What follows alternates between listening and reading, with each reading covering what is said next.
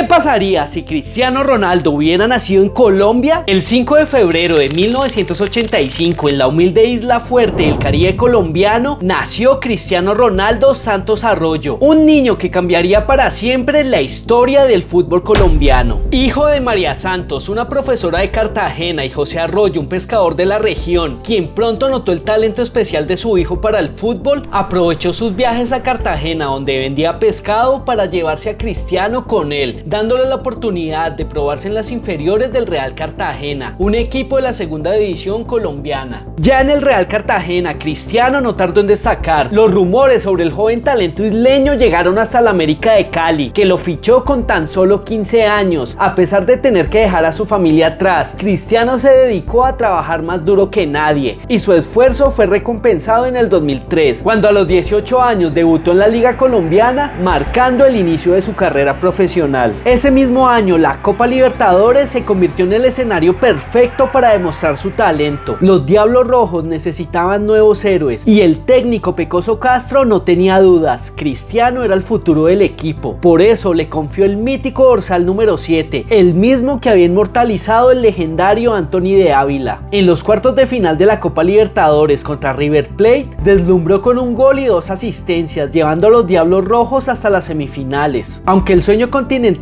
terminó ante Boca Juniors en esta instancia, Cristiano dejó claro a toda Sudamérica que en Colombia había nacido una estrella. Impresionado por su talento, River Plate no dudó en ficharlo en 2004 por 1,2 millones de euros. Su primera temporada le trajo algunas críticas de la prensa argentina, que cuestionaba si estaba listo para brillar en un club de la magnitud de River Plate. Esto solo lo motivó a que el año siguiente, en el 2005, explotara su talento en un escenario que ya conocía: la Copa Libertadores. Esa temporada se integró a la perfección con el equipo, formando sociedad con figuras como Marcelo Gallardo, Javier Macherano, el colombiano Jairo Patiño, el Matador Salas, entre otros. Y en medio de ese equipo repleto de talento también se encontraba un joven Radamel Falcao García, quien buscaba hacerse un lugar en el 11 titular. Sus goles y asistencias llevaron al club millonario a avanzar a la final, donde enfrentaron al Atlético Paranaense, que terminaría opacado por el brillo de Cristiano y de River Plate, imponiéndose en el marcador con un global de 6-1. Con tan solo 20 años, el Tiburón del Caribe, como era conocido, alzó su primera Copa Libertadores. Sin embargo, los años siguientes fueron difíciles, ya que no pudo ganar la Liga Argentina, quedando siempre muy cerca del título. En 2007, la llegada de Diego Simeone al banquillo trajo un enfoque táctico que limitó las libertades de Cristiano en el campo, lo que generó tensiones con el entrenador y lo llevó a replantear su futuro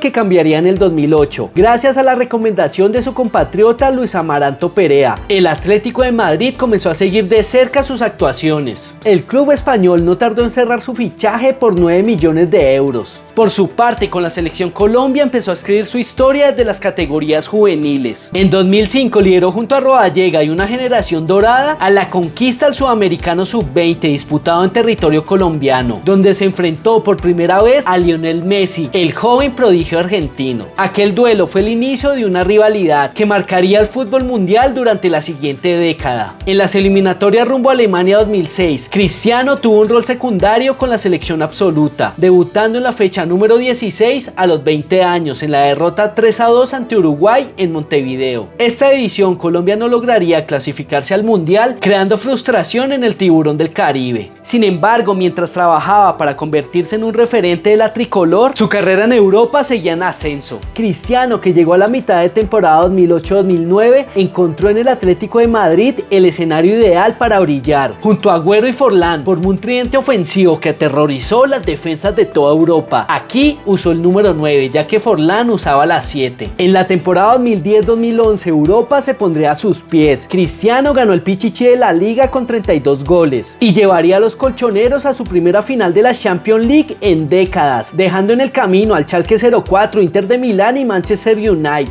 La final en Wembley enfrentó al Atlético de Madrid contra el Barcelona, uno de los primeros capítulos de la rivalidad Messi-Cristiano. Aunque el Tiburón anotó, el Barcelona ganó 3-1, con Messi Messi como figura. La siguiente temporada, con las salidas de Agüero y Forlán, Cristiano se quedó sin sus socios principales en el ataque. Para complicar más las cosas, la llegada de Diego Simeone como entrenador reavivó las viejas tensiones. Su historia en River Plate volvió a repetirse. Las diferencias tácticas y personales con el técnico relegaron a Cristiano en momentos clave. Mientras tanto, en el Santiago Bernabéu, Florentino Pérez observaba con atención. El Barcelona de Messi dominaba el fútbol español y Europa, ganando la Liga en 3 años consecutivos y la Champions League en 2 ocasiones en tan solo 3 años. El Real Madrid necesitaba un jugador que pudiera cambiar esa historia. Los rumores de su fichaje se hicieron realidad y la campaña al lado correcto de Madrid, iniciada por los hinchas merengues, ayudó a consolidar esta operación. Frustrado por su rol en el Atlético y la falta de títulos, además viendo cómo Messi ganaba su tercer Balón de Oro consecutivo, Cristiano necesitaba un consejo y se lo pidió al técnico Pecoso Castro, al cual veía como un mentor. Este le dijo que era hora de avanzar. Esas palabras serían suficientes para que el tiburón aceptara la propuesta del Real Madrid, que desembolsó 70 millones de euros, una cifra récord por un futbolista colombiano. La afición rojiblanca no perdonó lo que consideraron una traición. Camisetas con su nombre fueron quemadas en señal de protesta y una canción nacida del resentimiento resonaba al Vicente Calderón en cada partido. Cristiano vendido, traidor sin razón, cambió nuestro escudo por la ambición. La llegada de Cristiano al Real Madrid no evitó que el Barcelona ganara la Liga las 2 siguientes temporadas, y en Champions los merengues no lograban pasar la barrera de las semifinales. De nuevo la prensa se iba contra el tiburón del Caribe, que no lograba ser el líder que todos esperaban, mientras Messi seguía avanzando y ya acumulaba 6 balones de oro. El punto más bajo llegó en la temporada 2013-2014, cuando el Atlético de Madrid, su antiguo equipo, ganó la Liga en una hazaña histórica. Los colchoneros no dejaron pasar la oportunidad de dedicarle el título, recordando que según ellos había cometido un error al cruzar de bando, pero el destino, que es caprichoso, tenía planes. Esa misma temporada el Real Madrid y el Atlético de Madrid se enfrentaron en la final de la Champions League. Cristiano sería el héroe de esa noche, dándole la 10ª a los merengues, marcando el gol en el minuto 94. Y mientras Cristiano dominaba Europa, su historia con la selección de Colombia también se forjaba. En la Copa América del 2004 quedó fuera de la convocatoria, y no fue hasta la edición del 2007 cuando tuvo su debut en este torneo, aunque sería un debut amargo. En esa ocasión Colombia no logró avanzar más allá de la fase de grupos. Sin embargo, en la Copa América del 2011, con una generación dorada de jugadores como Falcao, Cuadrado y Zúñiga, Cristiano llevó a la selección hasta la final, pero el sueño se rompió con una derrota 2-0 ante Uruguay. Pero el sueño más grande de los colombianos era regresar a un mundial, y Cristiano se convirtió en el líder de ese anhelo durante las eliminatorias para Sudáfrica 2010. Y tras 12 años de ausencia en la competición más importante de selecciones, Colombia lograba regresar al escenario mundialista. En el mundial, Colombia llegó hasta los cuartos de final, donde fue eliminada por España en un partido ajustado por 1-0.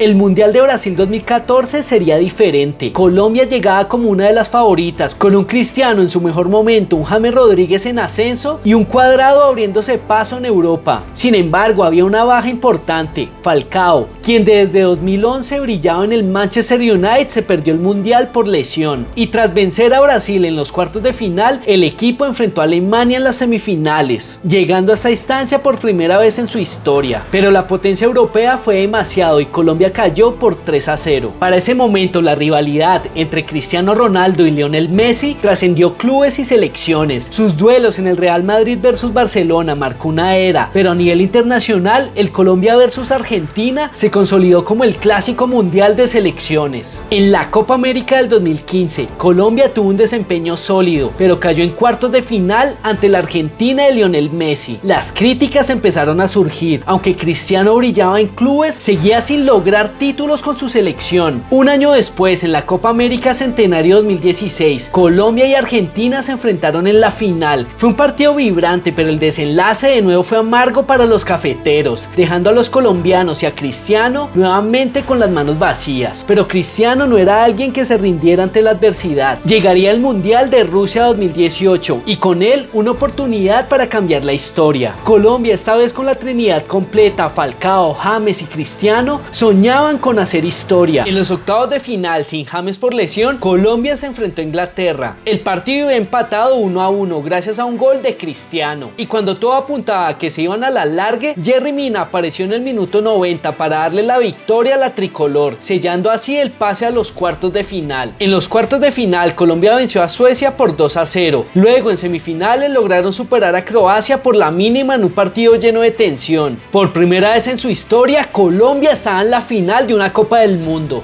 El 15 de julio de 2018, en el imponente estadio Luzhniki, Colombia hacía historia al disputar su primera final de un mundial. Los corazones de millones de colombianos estaban llenos de emoción y orgullo, mientras veían a su selección enfrentarse a la poderosa selección francesa. Fue un duelo táctico, intenso y lleno de nerviosismo, donde ningún equipo quiso cometer errores. Tras 90 minutos de pura tensión, el marcador seguía 0-0, llevando la final a la largue. Fue entonces cuando la magia de James Rodríguez apareció para cambiar el destino de todo un país. En el minuto 109, tras una recuperación en el medio campo, Cristiano combinó con James, quien desde fuera del área lanzó un disparo espectacular que se clavó en el ángulo. El estadio estalló y todo un país celebró. Colombia aguantó hasta el pitazo final. Cristiano Ronaldo Santos Arroyo alzó la Copa del Mundo mientras millones de colombianos celebraban alrededor del planeta. A los 33 años reescribió la historia del fútbol colombiano junto a sus compañeros, silenciando a los críticos y consolidándose como una leyenda eterna del fútbol mundial. Ya en 2019, Colombia buscaba redimir una cuenta pendiente, conquistar la Copa América. La tricolor demostró que lo logrado en Rusia no fue casualidad, eliminando a Chile en cuartos y a Perú en semifinales. En la gran final se enfrentaron a Brasil en un vibrante partido que terminó 2-1 a favor de los cafeteros. Esta victoria devolvió la gloria continental a Colombia, consolidando a su generación dorada como una de las más grandes de la historia. James Rodríguez, quien compartió vestuario con Cristiano en el Real Madrid y ahora triunfaba en el Bayern Múnich, Falcao, el goleador que seguía destacándose en la Premier League, ahora jugando para el Chelsea, y Cuadrado, el impredecible y habilidoso jugador estrella de la Juventus, fueron piezas clave en esta era inolvidable. Cristiano marcó un antes y un después en la historia de la selección Colombia, llevando su nombre y el del país al centro de la atención mundial. Ya con el Mundial y la Copa América conseguidas, Cristiano se despidió del Real Madrid luego de 7 años, yéndose como máximo goleador del club con 360 goles y habiendo conseguido 4 Champions League y 4 Balones de Oro. Su último capítulo en Europa sería con el PSG, que lo fichó por 85 millones de euros, cifra récord por un futbolista colombiano en esa época. Junto a Neymar y Mbappé formó un tridente legendario que conquistó la UEFA Champions League en el 2020, venciendo al Bayern Múnich en la final. Messi por su parte fichó por el Manchester City, y en el último capítulo europeo entre la rivalidad Cristiano versus Messi, se enfrentaron en las semifinales de la Champions League de la temporada 2020-2021, donde se impusieron